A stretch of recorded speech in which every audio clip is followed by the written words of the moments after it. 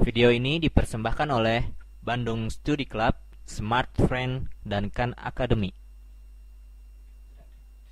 Sekarang kita akan mempelajari mengenai pegas ya. Misalkan kita memiliki sebuah pegas di sini.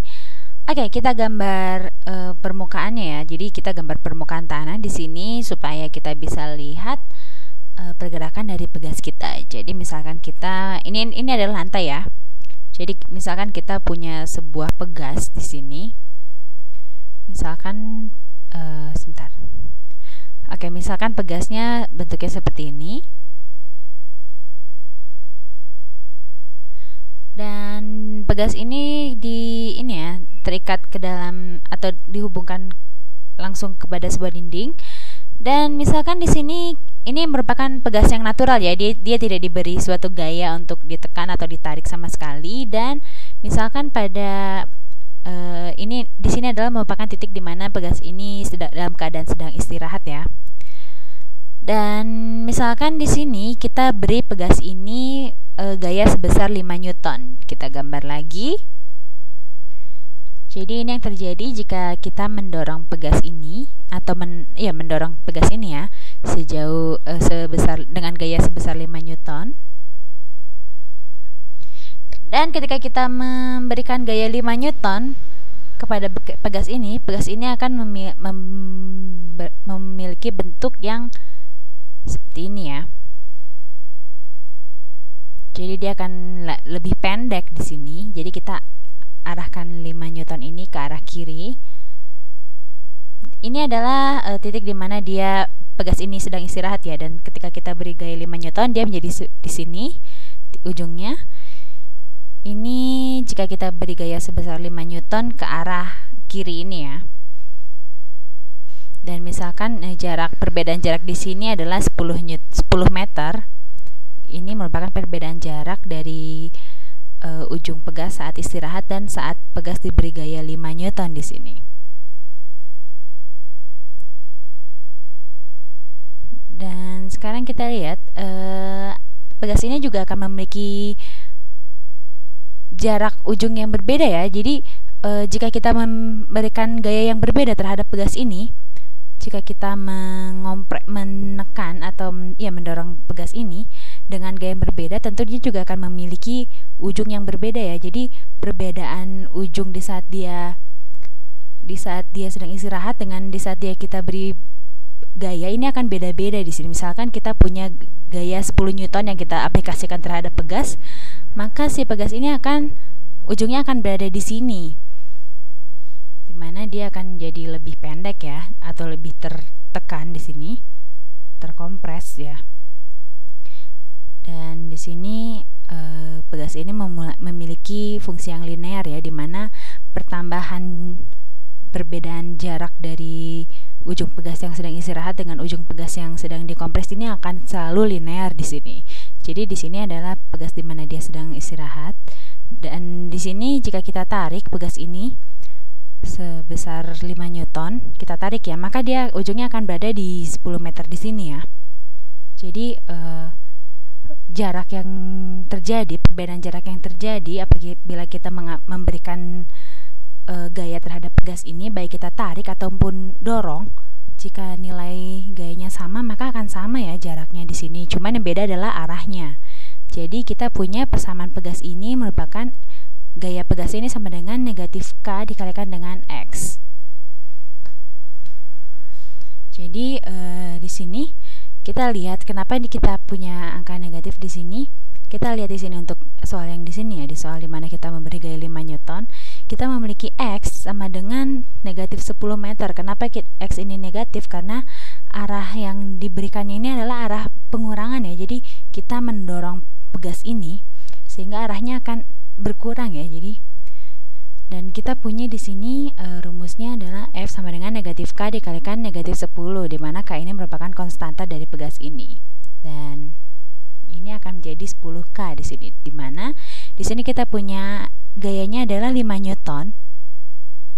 Jadi di sini kita akan mencari konstanta dari pegas ini, di mana konstanta dari pegas ini menggambarkan kekerasan atau kelenturan dari pegas ini ya. Jadi jika pegas ini semakin keras, semakin sulit untuk ditarik atau didorong, maka ini akan ditandakan dengan semakin besar gaya yang kita berikan, semakin besar yang walaupun kita memberi gaya yang sangat besar, si pegas ini akan terdorong sedikit. Itu arti dari si konstanta pegas ini. Jadi dia menunjukkan apakah pegas ini mudah untuk didorong atau ditarik atau cukup keras di sini.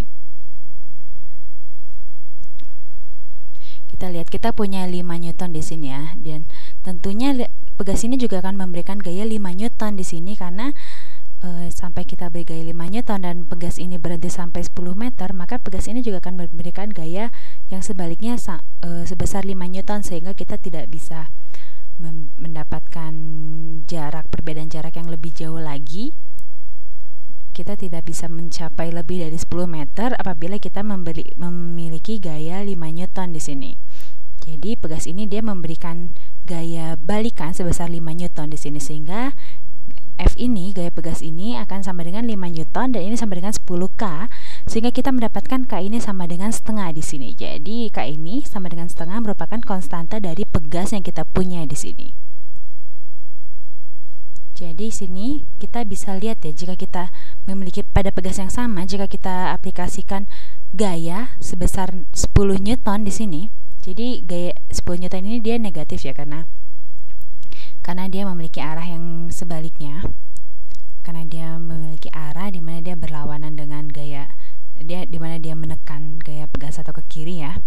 Dan tentunya di sini sampai kita berikan gaya 10 Newton, si pegas juga akan memberikan gaya balikan, gaya reaksi sebesar 10 Newton juga di sini. Dan kita sudah punya di sini konstanta pegas kita ini sama dengan setengah, sehingga kita bisa hitung dengan rumus gaya pegas. Kita punya di sini K-nya sama dengan setengah dikalikan dengan X. X adalah jarak atau perpindahan yang terjadi ya.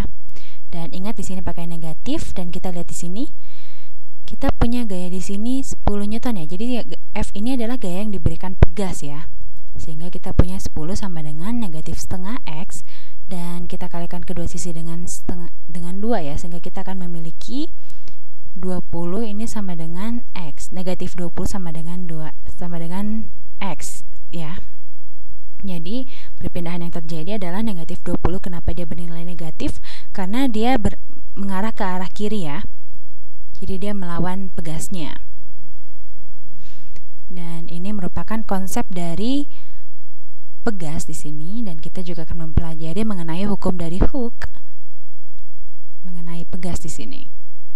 Jadi ini adalah rumus dari gaya pegas, di mana gaya pegas ini akan sama dengan negatif konstanta pegas dikalikan X, di mana X ini merupakan perpindahan dari titik di mana pegas ini sedang beristirahat hingga perpindahannya ya.